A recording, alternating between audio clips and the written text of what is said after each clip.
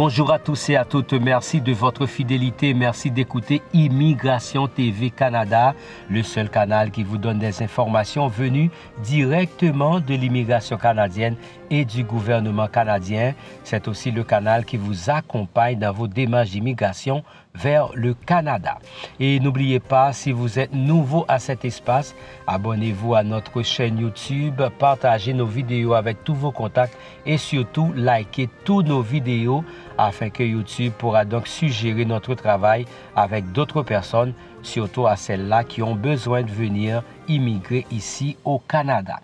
Voici les nouvelles et cette nouvelle est un petit peu compliquée ces derniers jours pour nos voisins les Américains où à partir de demain, jeudi 23h59, ce sera la fin du titre 42. Mais laissez-moi vous dire que les États-Unis sont en train de faire, en quelque sorte, aujourd'hui, ce matin, plus de 24 000 agents déployés à la frontière mexicaine afin de barrer la route à ces milliers d'immigrants qui vont donc vouloir rentrer aux États-Unis après la fin du titre 42. Les États-Unis ont déployé ce mercredi plus de 24 000 agents à leurs frontières avec le Mexique et adopté de nouvelles restrictions au droit d'asile avant de lever une mesure sanitaire qui verrouillait l'accès au pays depuis le début de la pandémie. Anticipant un afflux de migrants aux portes du pays, le secrétaire de la Sécurité intérieure, Alejandro Mayorkas, a reconnu qu'il était possible que les jours et semaines à venir soient très difficiles.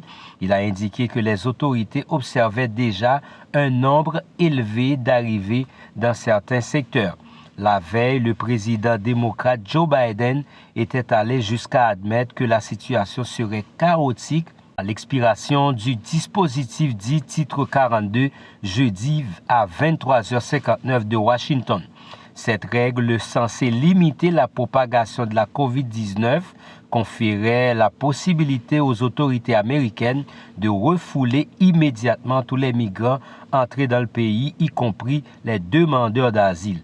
En 3 ans, elle a été utilisée à 2,8 millions de reprises. À l'approche de sa levée, les villes frontalières comme Brownsville, Laredo et El Paso ont vu arriver de nombreux candidats à l'exil venus principalement d'Amérique latine, mais aussi de Chine, de Russie ou de Turquie. À El Paso, des centaines de personnes dorment dans les rues. Le maire Oscar Lisser s'attend à une vague de 12 000 à 15 000 personnes en fin de semaine.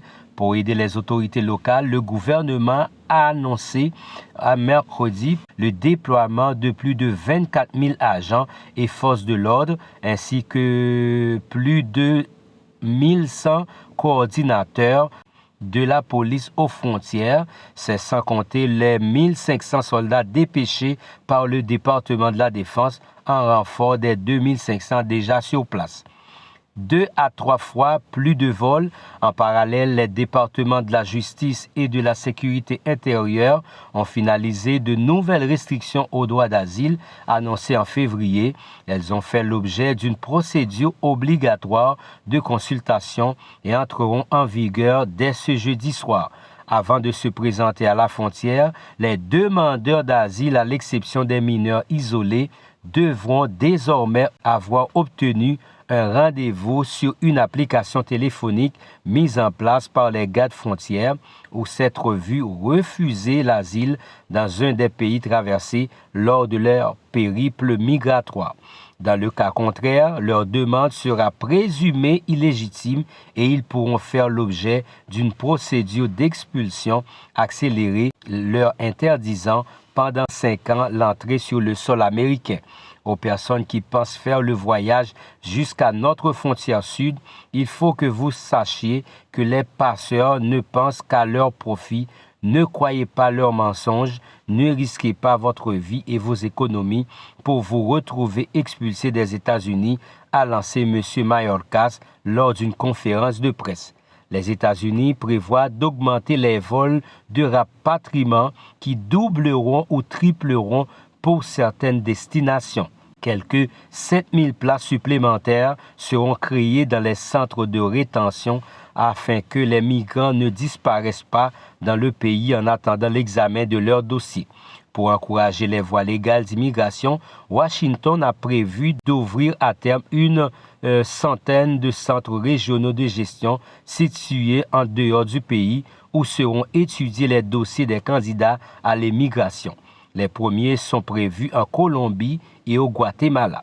Et puis, il y a, je dois vous dire, une très grande confusion par rapport à à la fin du titre 42. Ces changements créent une grande confusion chez ceux qui rêvent de l'Eldorado américain. On ne sait pas ce qui va se passer, confie Michel, un Vénézuélien croisé par l'AFP à Ciudad Juárez, au Mexique, à quelques 300 mètres de la frontière. Ces nouvelles règles ont été vivement critiquées par les associations de défense des migrants qui accusent Joe Biden de mener une politique migratoire pas si différente de son prédécesseur Donald Trump. Le président Biden vient d'ouvrir une nouvelle période d'immense souffrance pour des personnes subissant déjà violences et persécutions, a dénoncé l'Organisation de défense des droits civils, ACLU. En agissant ainsi, il finit le travail de Donald Trump plutôt que de réaliser ses propres promesses de campagne. Les républicains vont debout contre la levée du titre 42, lui font en revanche un procès en laxisme, l'accusant d'avoir transformé la frontière en passoire. Le président de 80 ans, qui vient d'annoncer sa candidature pour un second mandat en 2024, tente de désamorcer ses critiques en se livrant à un véritable numéro d'équilibriste, alternant les messages de fermeté et d'humanisme À côté des nouvelles restrictions, son administration octroie en effet 30 000 visas supplémentaires par mois aux ressortissants de Cuba, Venezuela, Guatemala et Haïti. Donc, cette nouvelle concerne nos voisins, les Américains. Le titre 42 va prendre fin demain à compter de 23h59. Donc, les États-Unis se préparent déjà à barrer la route à tous ceux-là qui veulent rentrer afin de venir demander de l'asile. Moi-même, je me dis, je ne suis pas un prophète de malheur, mais je dis d'entrée de jeu, ce sera très difficile pour les États-Unis de barrer la route à des dizaines et pourquoi pas des centaines de milliers de personnes qui se préparent déjà à faire leur entrée triomphale aux États-Unis puisque le titre 42 va prendre fin. Il n'y aura rien qui pourra les barrer la route afin de pouvoir entrer aux États-Unis.